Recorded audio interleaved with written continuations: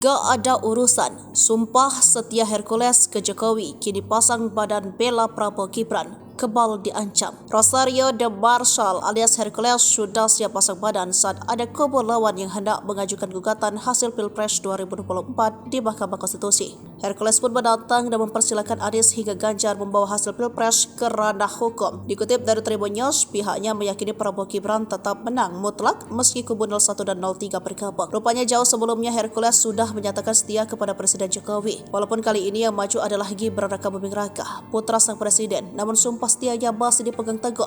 Ditambah lagi calon presiden nomor urut 2 Prabowo merupakan orang yang dekat dengan sang preman legendaris. Itu terungkap dari siaran berita 1 tahun yang lalu. Hercules sempat menemui Wali Kota Solo Gibran Rakabuming Raka di Balai Kota Solo, Kamis 15 Juni 2023. Dikutip dari Tribun News, Hercules melakukan silaturahmi serta diskusi secara tertutup dengan putra sulung Presiden Joko Widodo. Saat itu Hercules mengaku mendukung Gibran untuk maju ke pemilihan umum Gubernur DKI Jakarta. Dukungan tersebut sama seperti saat Hercules mendukung Joko Widodo di konsultasi Pilgub DKI Jakarta silam. Kan di hadapan Gibran, Hercules bercerita terkait keyakinannya dan perjuangannya mendukung Jokowi sebelum menjadi Presiden RI.